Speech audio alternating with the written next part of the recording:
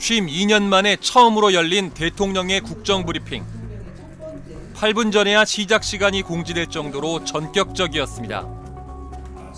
이 자리에서 윤석열 대통령은 동해에 막대한 양의 석유가 매장돼 있을 가능성이 높다고 발표했습니다.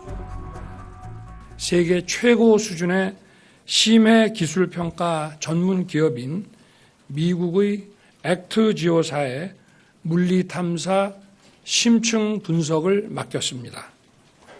최근에 최대 140억 배럴에 달하는 석유와 가스가 매장되어 있을 가능성이 매우 높다는 결과가 나왔고, 최대 140억 배럴. 값으로 치면 삼성전자 시가총액의 4배가 넘는 무려 2,200조 원어치로 우리나라 전체가 가스는 최대 29년, 석유는 최대 4년 쓸 수 있는 양입니다. 심해 광구로는 금색이 최대 석유 개발 사업으로 평가받는 남미 가이아나 광구의 110억 배럴보다도 더 많은 탐사 자원량이라 할 수 있습니다. 순식간에 주식시장이 출렁였습니다. 한국가스공사 주가가 상장 후 25년 만에 처음 상한가를 찍었을 정도였습니다. 하지만 곧바로 석유 매장 가능성에 대한 분석과 검증이 제대로 이루어졌는지 여러 의문이 제기되기 시작했습니다. So then I come here to discuss with KNOC what's the best way for us to approach this and actually to give better or more clear responses for the Korean people in this very, very important project. 논란에도 불구하고 정부는 시추 성공 가능성이 이례적으로 높은 수준인 20%에 달한다며 연날부터 5곳의 시추공을 뚫으려 하고 있습니다. 한 곳당 최소 1,000억 원의 예산이 들어갈 것으로 예상됩니다. I think there is a huge amount of uncertainty, and so further research needs to be done before the president is overly confident or overly excited about the issue, because there is a high chance of failure as well.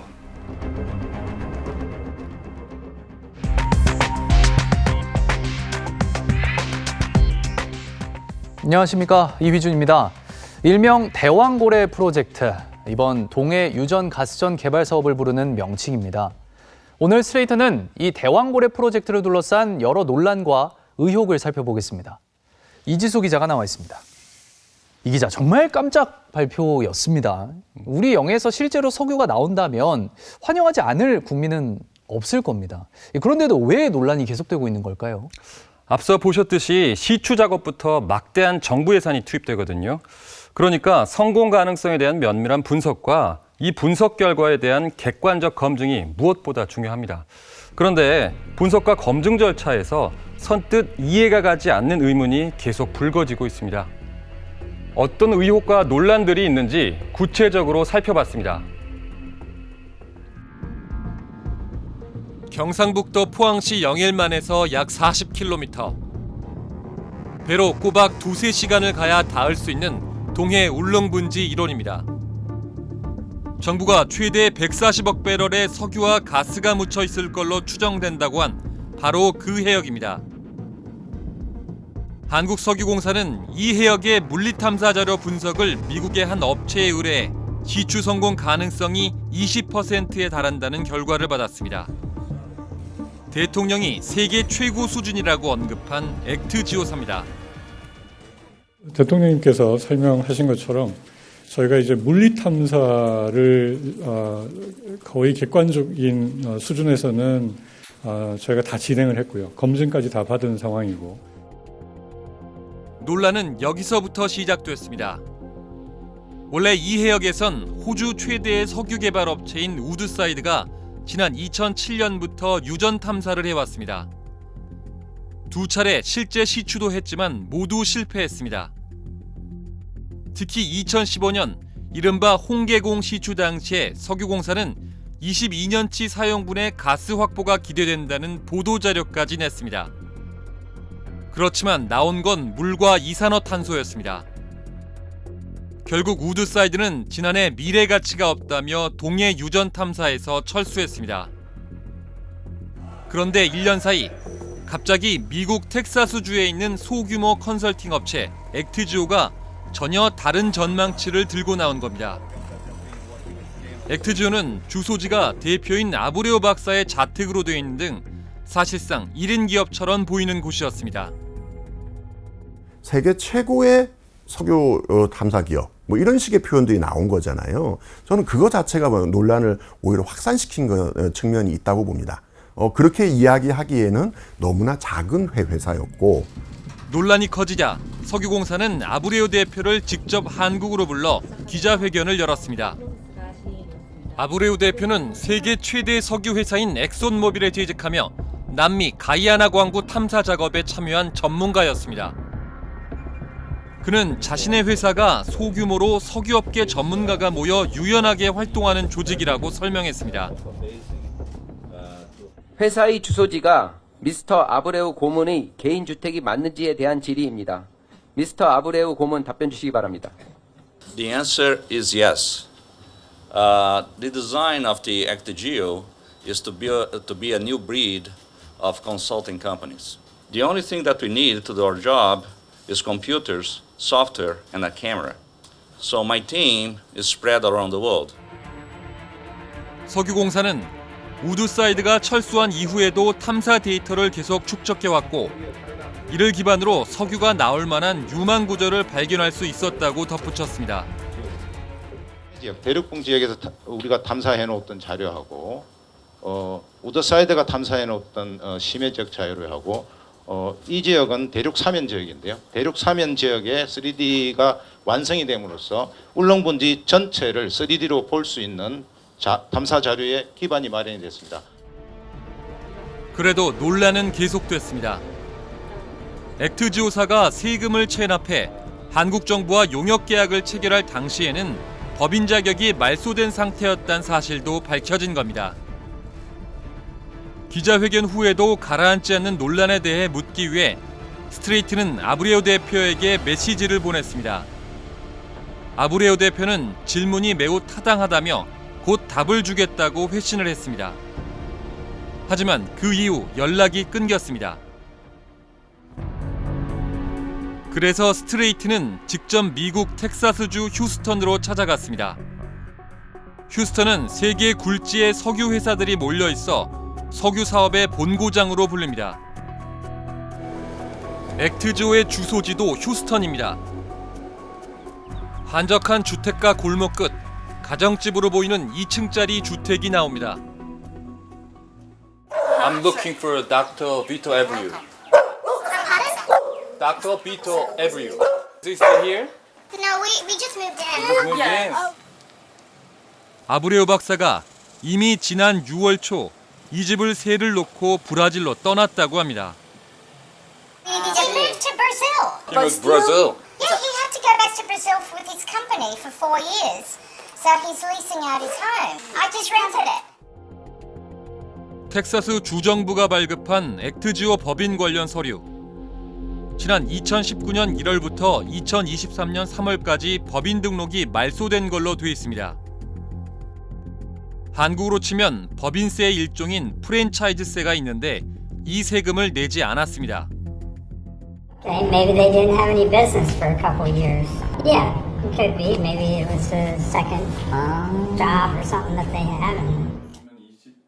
미국에선 이런 경우 정부와 용역 계약을 맺기가 힘들다고 합니다. 텍사스 주 정부와 일을 하려고 하면은 이제 텍사스 정부에서 요구하는 수준을 다 갖추어야 됩니다. 결국 사유가 될 수가 있죠. 만약에 이 기간 지금 몰수당했던 기간에 입찰을 들어갔으면은 당연히 입찰을 따기에는 뭐 너무나도 어려웠을 거라고 생각이 듭니다. 그런데 석유공사는 지난 2022년 11월 대왕고래 탐사 결과 분석을 위해 액트지오를 포함해 3곳의 업체를 지정해 제한 경쟁 입찰을 진행했습니다. 더구나 다른 두 곳은 바로 슐럼버거와 할리버튼이었습니다. 슐럼버거는 시가총액이 우리 돈으로 90조 원이 넘는 유전개발 서비스 세계 1위 기업이고, 할리버튼도 시가총액 41조 원 규모의 3위 기업입니다. 업계 1위와 3위 기업 대신 세금 체납 이력이 있는 작은 기업 액트주를 선택해 129만 달러 규모의 용역 계약을 체결한 겁니다. 한 1,650불 정도를 체납한 것으로 알고 있습니다. 석유공사에서 그 부분까지 놓친 거에 대해서는 아주 완벽하게 잘하지 못했다는 점에서는 죄송하다는 말씀을 드리지만, 계약 자체에 대해서는 법인격이 살아있기 때문에 큰 문제는 없었던 것으로 보이고요. I guess the concern is that maybe the current government went for the cheapest because we like to save money, but then you are trading with the quality of the work. I guess this is the concern. 정부는 순차 층서학에 대한 아브레우 박사의 전문성과 엑선모빌에서의 실전 경험을 근거로 들었습니다. 이 순차 층서학에 기반한 분석을 가장 잘했던 회사가 이제 엑슨모빌이었고, 또 거기서부터 나온 학문이 순차 층서학이고, 이 순차 층서학의 가장 권위자가 아브레우 박사인 것으로 알고 있습니다. 그래서 순차 층서학은 지층의 과거 역사를 토대로 지질 구조를 파악하는 지질학의 일종입니다. 마침 휴스턴 지질학회 주최로 석유업계와 학계 전문가 수십 명이 모인 토론회가 열리고 있었습니다. 이곳에서 아브레우 박사에 대해 물었습니다. I don't know. Personally, I don't know the name. I'm not very familiar with them.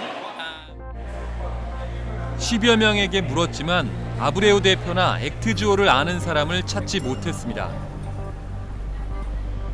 지질학 분야의 세계적 권위를 갖는 텍사스 A&M 대학 버그 휴즈 센터에서 아브레우 대표를 아는 전문가를 찾았습니다.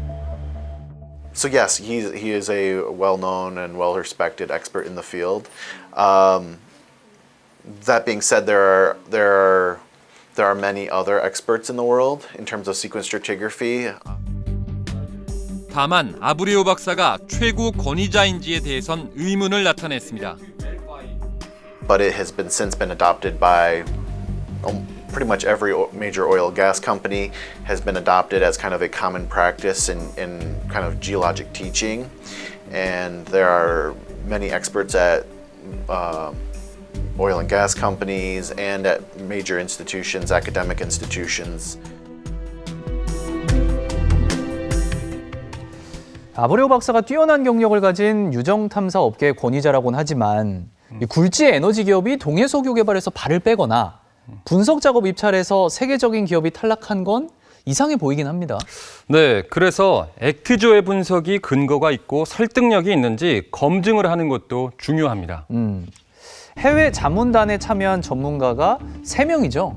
네, 그런데 이 3명이 모두 미국 텍사스에 있는 같은 대학, 같은 학과 소속이었고요. 또 이번 사업을 총괄하는 석유공사 팀장이나 아브레우 박사와 학연이나 직장 등으로 얽혀있는 관계였습니다. 그래서 이 교수들을 직접 만나 검증에 참여하게 된 경위를 물어봤습니다. 정부와 액트주오 측이 밝힌 대왕고래 프로젝트의 탐사 자원량은 35억 배럴에서 140억 배럴. 석유가 묻혀 있을 만한 유망 구조 7곳을 발견했고 성공 확률은 20%입니다. 규모도 엄청난 데다 확률도 남미에 있는 세계 최대 심해 광구인 가이아나 유전 개발 때보다도 높다고 말합니다. 20% is very good in a frontier basin. Just for comparison, the largest discovery in the world in the last 20 years or 25 years is the Liza prospect in Guyana. The GECOS of Liza pre-drill was 16%. 20%가 이례적으로 높은 수치라는 건 석유 시추 분야 전문가들의 공통된 의견입니다. To me, that seems very high. 20% seems on the high side. 그 성공 확률 20%는 탐사 광구에서는 나름 괜찮은 숫자입니다. 이 확률은 어떻게 계산된 걸까?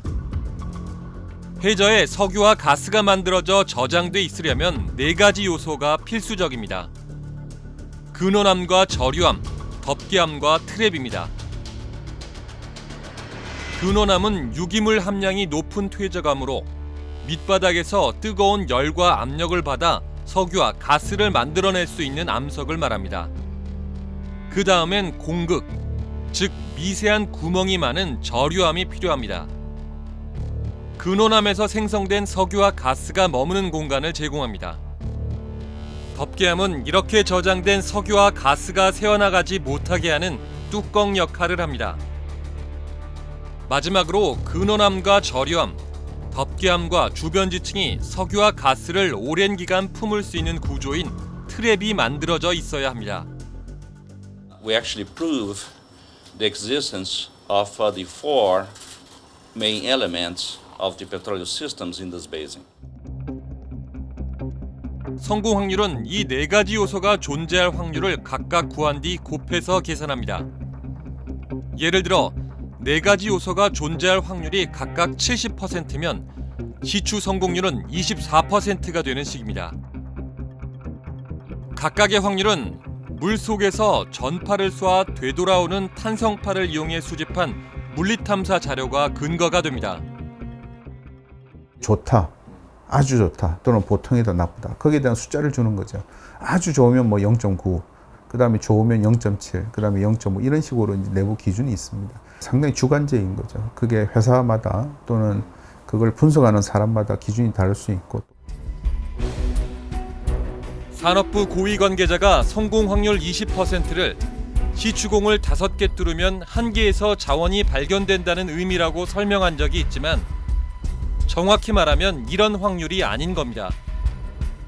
그거는 일반적으로 옳은 게 아니고 그걸 아마 단순하게 전달하려고 하다 보니까 20%니까 한 5개 뚫으면 1개에서 발견한다. 아마 그런 식으로 표현한 것 같아요. 이 분석 과정에는 주관이 반영될 수 있기 때문에 검증 역시 매우 중요한 작업입니다. 그런데 대왕고래 프로젝트의 성공 확률 검증은 텍사스 대학 오스틴 캠퍼스의 잭슨 지구과학대학 지구행성과학과 교수 3명이 맡은 것으로 드러났습니다. 같은 학교, 같은 학과 교수들로만 검증 자문단이 꾸려진 겁니다. 더구나 이들 중 선임격인 데이비드 모릭 교수는 아브레우 대표와 과거 엑손모빌에서 함께 근무하고 논문도 같이 쓴 사이인데다 대왕고래 프로젝트를 총괄하는 한국석유공사 동해탐사팀장 구모 씨의 박사과정 지도교수이기도 했습니다. 스트레이트는 이틀간 학교에서 기다린 끝에 어렵게 모릭 교수를 만났습니다. Here to see you. Is it alright to have conversation just a little bit? Yeah, is this about Korea? Yeah, it's about Korean project. 자리를 옮겨 진행한 인터뷰에서 모릭 교수는 2023년 봄에 제자였던 동해 팀장의 연락을 받고 검증 작업을 하게 됐다고 인정했습니다. 그리고 자문단의 다른 교수 2명도 자신이 추천해 함께 일했다고 말했습니다. 검증은 지난해 7월부터 한 달간 진행했고 보고서는 서로 협의해 함께 작성했다고 했습니다. 교수들이 개별적으로 독립된 검증 보고서를 낸 건 아니었던 겁니다. 모릭 교수는 2000년에서 2001년 사이 아브레우 박사와 같이 일한 건 맞지만 이후 연락을 하고 지낸 사이는 아니었고 이 관계가 분석 작업에 영향을 미치지도 않았다고 해명했습니다. 취재진은 검증에 참여한 코넬 올라리우 교수도 만날 수 있었습니다. Can I come in, please? 올라리우 교수 역시 석유공사 구팀장의 석사학위 논문을 지도하고 논문을 같이 낸 인연이 있었습니다. 그 역시 구팀장 또는 석유공사의 다른 사람이 분석 작업을 부탁해 검증 작업에 참여하게 된 것으로 기억한다고 말했습니다. 석유공사의 담당 팀장과 액트죠. 그리고 자문단이 학연이나 직장 등으로 얽혀 있는 겁니다. 전문가 풀이 있다고는 하지만 그 모든 전문가가 UT 어스틴에만 있는 건 아니거든요. 여러 가지 객관성은 의심받을 수밖에 없는 사항들이 지금 여러 것들이 지금 발생을 했기 때문에 적절하지는 못하죠. 그러니까 석유공사에서 이렇게 되면 결국 인맥으로 네트워크로 이렇게 한 거 아닌가. 이해 충돌 소지가 불거질 수 있는 상황입니다. Having worked for major companies, every time you have a relationship and you're working with somebody, you have to declare that relationship. So if there was no declaration that they work together, they co-author together, then yes, there will be a conflict of interest investigation. Absolutely. 스트레이트는 석유공사 측에 자문단 선정 과정과 이해 충돌 문제 등을 질의했습니다.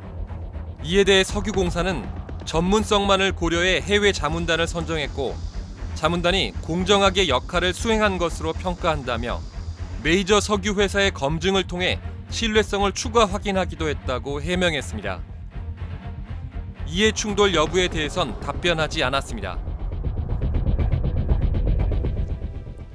탐사 자료 분석은 1인 기업에 맡기고 검증은 프로젝트 담당자의 스승들에게 맡겼다는 건데 석유공사의 답변만으로 의문이 쉽게 가시진 않습니다. 네, 그런데 자문과 검증 과정을 취재하면서 이상한 점이 또 눈에 띄었습니다. 액트조의 분석과 별개로 석유공사가 이미 지난해부터 구체적으로 시추 일정과 규모를 결정한 듯한 정황이 확인됐습니다. 정부와 석유공사는 액트지오의 용역 결과가 나왔기 때문에 시추를 하기로 정했다는 입장이었잖아요. 네, 석유공사 내부에서 어떤 일이 진행되고 있었는지 취재했습니다.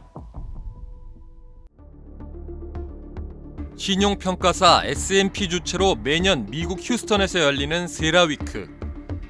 엑손모빌, 쉐브론, BP, 사우디 아람코, 쿠웨이트 석유공사 등이 모이는 에너지업계 최대 규모의 국제회의입니다. 그런데 지난해 세라위크를 찾은 김동섭 석유공사 사장이 휴스턴의 한 호텔에서 글로벌 에너지업체 전현직 임직원 5명과 조찬 회의를 가진 것으로 확인됐습니다. 출장 보고서에도 나와 있지 않은 비공식 회의였습니다. 당시 한 참석자는 김 사장이 주로 심해 유전 탐사와 관련된 자문을 구했다고 했습니다. 이제 여러 사람들이 있었는데 그래서 이 사람 의견도 물어보고 저 사람 의견도 물어보고 했던 적이 기억이 나네요. 그러다 김 사장이 뜻밖의 얘기를 꺼냈다고 합니다. 대왕고래 프로젝트. 바로 그 고래 구역에 석유가 있을 가능성을 언급한 겁니다. 고래등 옆에 유망 구조를 발견했다. 그 이야기가 연결됐으니까 우리로 듣는 사람으로서는 유망 구조를 발견했다면은 그 탄성파 탐사를 끝내야만 이제 이야기할 수 있는 거니까. 그러면서 실제 시추 과정에서 생길 수 있는 기술적 문제, 특히 과도한 압력 상승 시 대처 방안에 대해 자문을 구했다고 기억했습니다. 어떤 거를 좀 궁금해하던가요? 기존 외에서 시추를 하는 과정에서 갑자기 고압 상태가 일어났다. 이거 어떻게 해야 되느냐? 그 드릴링이거든요. 그쪽 지층이 압력이 높다는 게 가능한 추리니까 그것을 어떻게 뚫어야 되느냐. 그 이야기겠죠. 석유공사는 대왕고래 프로젝트 이전에 인근 해역에서 주작, 홍게, 방어로 불리는 세 구조를 시추한 적이 있습니다. 대왕고래와 가까운 방어 구조에선 2021년 대륙붕의 시추공을 뚫다 예상치 못한 압력 상승이 일어나 작업이 전면 중단된 적이 있습니다. Like they call it over pressure areas. Just it's a matter of a risk. After the oil spill in 2010 or the big oil spill in the Gulf of Mexico, all these things of safety on the especially at deep water, they've been increasing. 이 조찬 회의가 있던 시점은 3월 초. 석유공사가 액트지오의 대왕고래 프로젝트 분석을 맡긴 건 지난해 2월 13일이니까 채 한 달이 안 된 시기였습니다. 당연히 분석 결과가 나오기 전이었습니다. 석유공사가 액트조의 분석 결과가 나오기도 전에 이미 유망 구조가 있다고 판단하고 시추까지 준비하고 있었다는 해석이 가능합니다. 새로운 시추를 할 때 위험성을 좀 줄이기 위한 노력의 일환 아니었나 저는 그렇게 보입니다. 유망 구조를 발견했다라고 이제 말을 하셨다면 액트 지호권하고는 별개로 아마 유망 구조로 판단했을 가능성이 크다고 보이고요. 석유공사가 이미 시추를 준비하고 있었던 걸로 보이는 정황은 또 있습니다. 액트조의 중간 보고서는 지난해 7월 나왔습니다. 그런데 이보다 앞선 지난해 6월 석유공사 이사회 회의록, 경영전략실장이 올해부터 물리탐사 및 탐사 시추를 약 7천억 원 정도 투자하겠다며 27년까지 총 6공을 시추하는 계획을 보고했습니다. 10월엔 동해 같은 경우 2024년 기초 시추 한 공을 시작한다는 구체적인 일정을 내놨고 11월에는 시추에 필요한 기자재와 장비, 용역 발주도 시작했습니다. 액트조의 최종 보고서가 나온 건 이보다 뒤인 12월이었습니다. 아마 내부적으로도 분명히 구조를 잡았을 것이고 그것들을 서로 디스커션하는 과정에서 좀 어떤 수렴되는 과정이 있지 않았을까. 그래서 그분들도 나름 전문성을 갖고 있기 때문에 아브레 박사가 전체 다를 만들어줬을 가능성은 좀 개인적으로 낮게 보거든요. 이에 대해서도 석유공사는 구체적인 답변을 하지 않고 이사회 의결을 거쳐 시추 작업 관련 입찰 및 계획을 절차에 따라 준비해왔다고 밝혀왔습니다. 발주자의 의사에 따라서 그 용역 결과가 나오게 되다 보니까 이제 나중에 그게 문제가 된 사례들이 많은데 똑같다고 봅니다. 액트지오를 선정한 과정이라든지 이런 것들을 이게 밝혀져야 되는 문제라고 생각되는 게 과연 이제 이 용역업체를 선정할 때 뭐 신뢰성이나 전문성이 제1의 기준이었는지 아니면 뭐 다른 요소가 있었는지. 석유공사가 한 발 앞서 대비를 한 건지 아니면 결론을 정해놓고 이걸 뒷받침할 분석 결과가 필요했던 건지 명확한 설명이 있어야 할 것 같습니다. 네, 그렇습니다. 더구나 이번 대왕고래 프로젝트는 대통령이 직접 발표하면서 국민적인 관심이 쏠린 사업이 됐습니다. 과거 정부에서도 에너지 자원 개발 가능성을 공표했다가 실패한 경험이 여러 차례 있었죠. 그렇기 때문에 국민들이 좀 더 납득할 수 있는 절차를 밟아가며 프로젝트를 진행하는 모습이 필요합니다.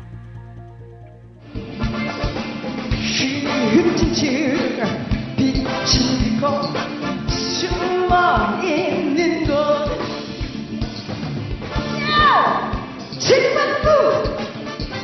1980년 발표된 노래 제7광구입니다.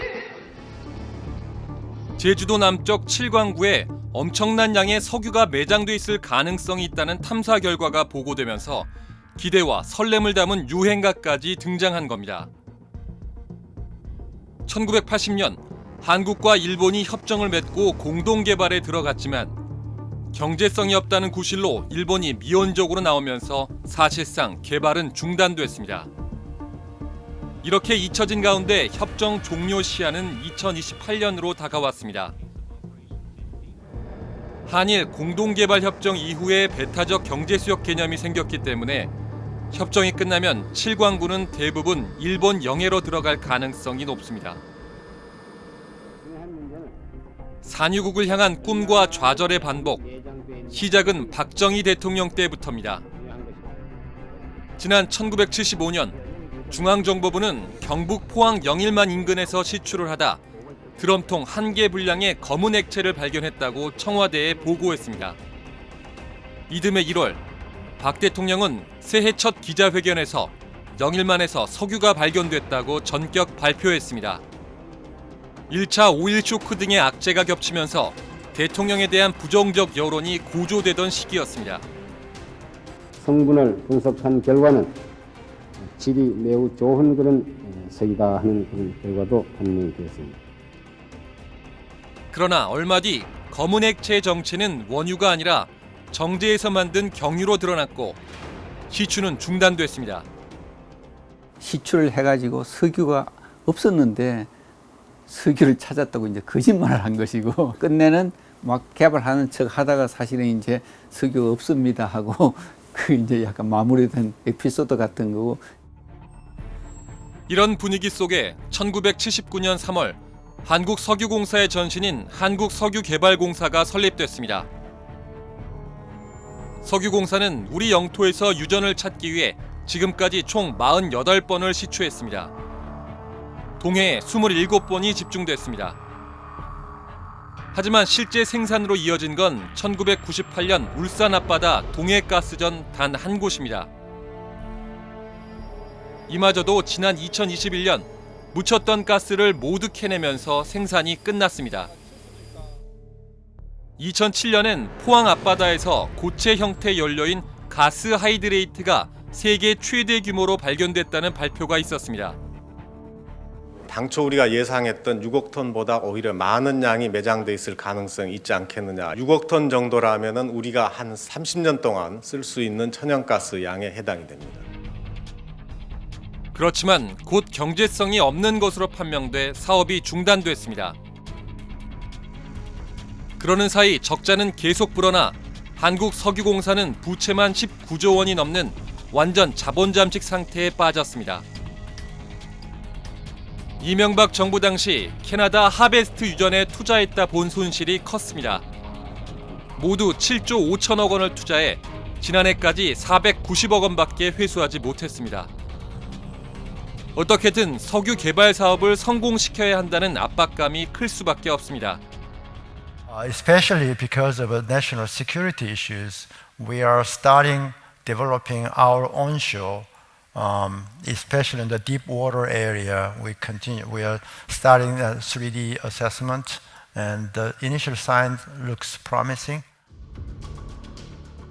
정부와 석유공사는 대왕고래 프로젝트를 위해 오는 2027년까지 유망구조 한 곳당 1,000억 원씩 모두 5천억 원을 들여 5곳을 뚫을 계획입니다.